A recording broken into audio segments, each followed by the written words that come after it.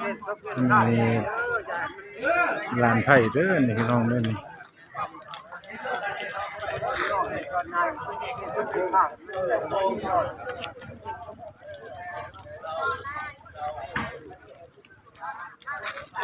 นี่เริ่มจุนี่ซบจูแล้วพี่น้องเลยดอกไม้อยู่ที่แม่นเบิดบ่ดอกไม้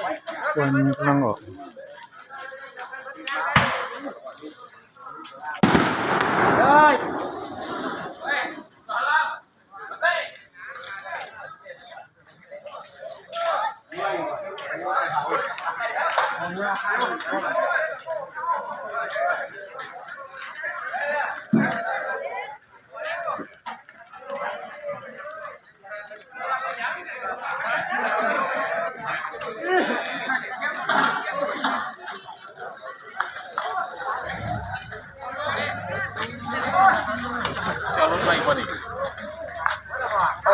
เราสีไปทางไหนเนาะจะรถใหม่ก่อน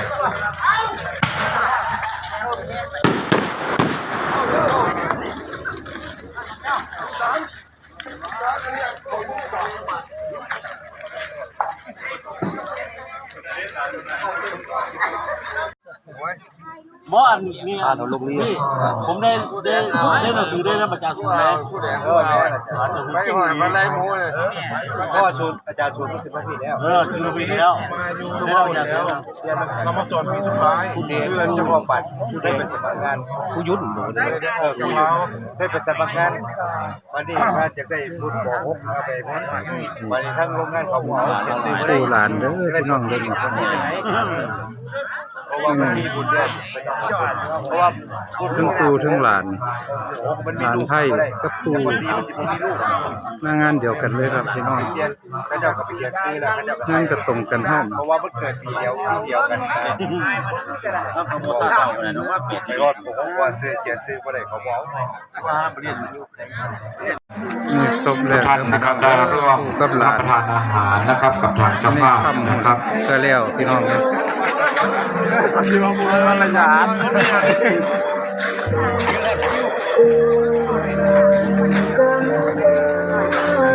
่หลานไผ่พี่น้อง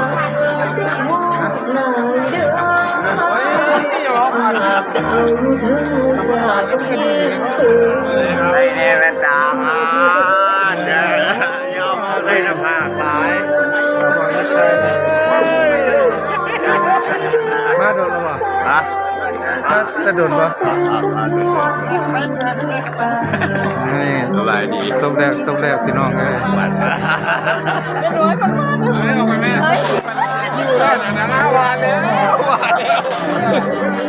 นี่หลานพี่น้อง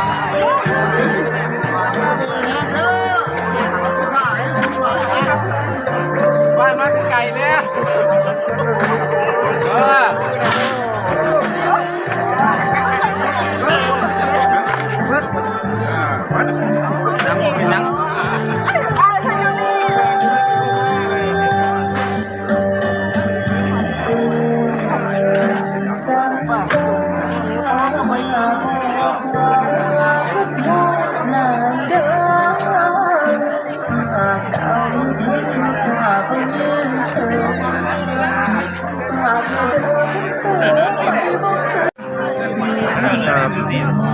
แล้วเป็นผู้หลานพี่น้องเอ้ยตายพร้อมกันซะมาซอยงานผู้หลานตายพร้อมหลานไทยตายเอลี่ก่อนจะหมดรุ่นกันแก้วหน้า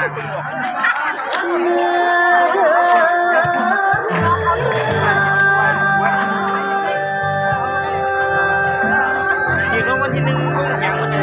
ลงวันที่1 2 3ครับ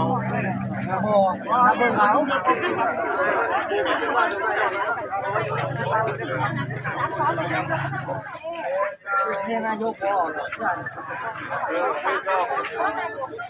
ที่ว่ายาครับ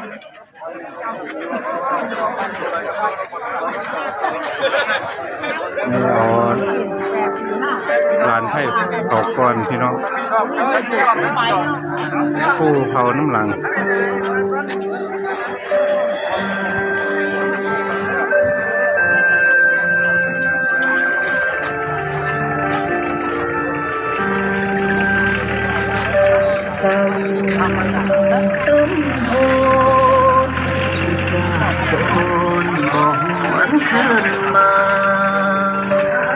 อยู่ใส่